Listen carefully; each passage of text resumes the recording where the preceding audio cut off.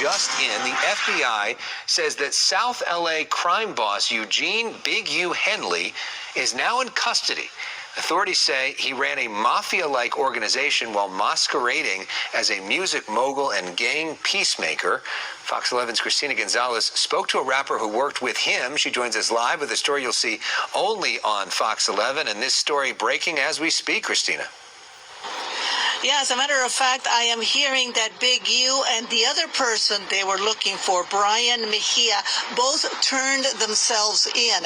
This is developing as we speak, and as we speak, people are coming up and saying, on the one hand, that he did a lot for the community, and then there are those, like this woman, who say things are not what they seem. Listen to her. No, I'm not surprised because I've been fighting this fight for a long time. Rapper Alicia Choi speaks about federal authorities accusing LA rap music executive and community activist Eugene Big U Henley of leveraging his connections with the Rolling 60s Crips to run a criminal enterprise, even funneling funds from his community nonprofits into his criminal operations. You cannot do evil when the cameras are off and smile and help kids when the cameras are on. Choice, who you may have seen in rap videos like this one, says she was a budding artist when she first met him. I was just a young kid wanting to rap and wanting to live out my dream and working hard. And, you know, he really took advantage of me. I wanted to help bring donations into his nonprofit Development Options. And with that being said, he just wanted to take over. He wanted to bully me. He wanted to control me. And when I wouldn't allow that, that's when he started jumping on me and beating me, extorting me, threatening people not to work with me. And I was scared for a long time to speak up. I was actually terrified. And I want to emphasize, these are very serious accusations she is making. And, you know, she says it is her fear, which makes it very difficult to follow up on these things. But she says her fear kept her from going to police. She did not file police reports, but that she did try getting a restraining order at one point. Now, what the feds, and we'll go to his photo again because it's hard to see him as a person that the feds are saying what he did when we are used to seeing him in such a different light. What they're charging him with has nothing to do with what she is accusing him of. The charges do not include anything of what she's saying, but they do say that part of the investigation involves the murder of another young rapper back in Las Vegas. Back in 2021, I talked to police in Vegas, and they told me over the phone that the murder was over, are you ready for this? A diss. That he had written something in a song supposedly talking bad about Big U, and that is why he ended up getting murdered. That's what the police were telling me. So it's just still developing. There's going to be a lot more to this whole thing, but we can tell you he has turned himself in, and I'm sure a lot of people are waiting to hear what he has to say about this, including us. I'm Christina Gonzalez, live, Hayden Park. Back to you guys in the studio. And Christina, there's a connection to Shaquille O'Neal as well, right?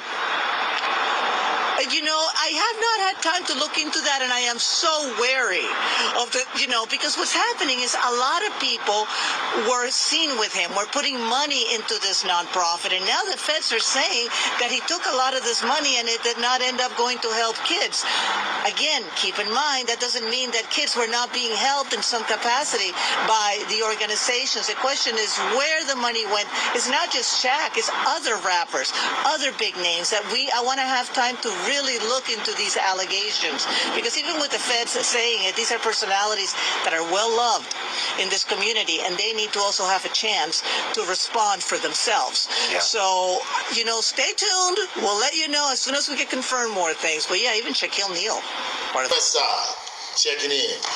We got Big U, the most notorious, good-looking, tall, dark-skinned, bad with an S on his chest man on the planet Earth. Yes, I got an S on my chest. And we're interviewing another younger version with an S on his chest, Mr. Shaquille O'Neal. I'm checking in. You sound like Brian Gumbo, brother. God damn it. God damn it. What's happening? They got a Crip sounding like Brian Gumbo. Fuck you, nigga. Hey, man, look, let me tell you something, man. Look, it's a pleasure to have you here. You know what I mean? I'm just not trying to crack this talking shit. And that's, of course we're gonna do that. And it was a pleasure to have my young twin. You know what? I get so many people to tell me SHAQ look like you. I gotta say. You know what's crazy? I'm just now finding out that Draws and you was the same guy. No, seriously, 'cause like when I first got to LA, it's like, yo, man, you know, like my cousin Big Draws.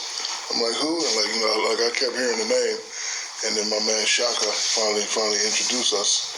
Right. And I just want to say, brother, I'm proud of you, brother.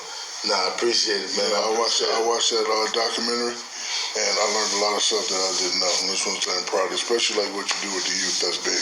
Yeah, I've been doing that for years, man. And it's crazy that you say you didn't know Big U and Draws was the same. I did a giveaway in 2010, and SHAQ donated us to Big U $20,000 to help us get a truck to feed 400 people. This man does so much that he don't even know he did that. No, I know it. You remember that? Yeah, I know I did it. Listen, when I first got to LA, I wanted to learn about the culture. Right. I wanted to involve myself, and I wanted to be there because even though you're from LA, I'm from Newark. It's pretty much the same place. Mm-hmm. I just left Newark. I know you was in Newark yesterday, so shout out to my OGs, Wadu and Mustafa and Sultana. They kept me off the block. Right. They wouldn't let me do none of that. Like, nah, you're not doing that. Go over there and play ball. So when I became the SHAQ, I always wanted to, look out for the kids. So I did something down the Main Street. I did something at Grape Street. I brought Snow one time to watch. Yeah. I brought Snow to watch. The kids were like, Uncle SHAQ, we want some snow. I didn't know what I was going to do. I called some of my homeboys. I made them drive up to Big Bear. We got two trucks. We got some snow.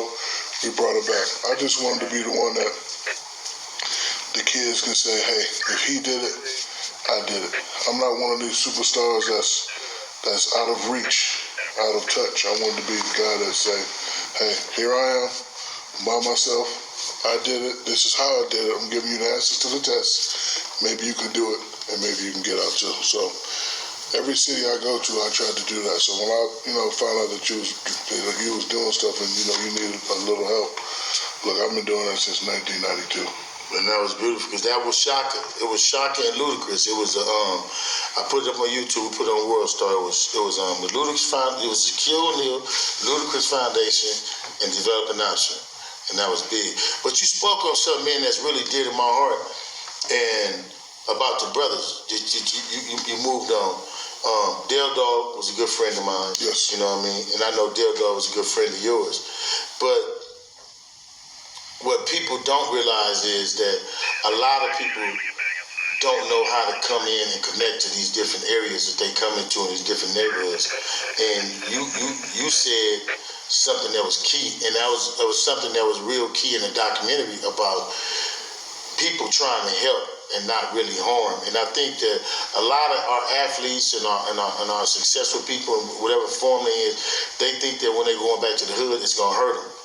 And me being somebody who has sent countless amount of kids into sports, I know where they get lost when they get to these colleges. Because in these colleges, they tell them, stay away from the hood, watch yourself from the hood, they're going to do this, going to do that. But when they fall off, they only got the hood to go back to after the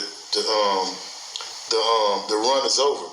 But you were able to take your successes and then go and stay founded and grounded in the neighborhood. And you mentioned three brothers. I would just like you to kind of speak on, tell us who they are and how did that help? How did they do that with you? When you run your own organization, there is no they. Right. Image is reality. Can't create an image for me. I'm from the hood. Why would I turn my back? Right, real talk. I sell shoes at Walmart. They buy my shoes. Why would I turn my back? That was big. I sell jerseys. I'm one of the number one selling jerseys. Me and Kobe at the time. Why would I turn my back? They need me. They need to see me.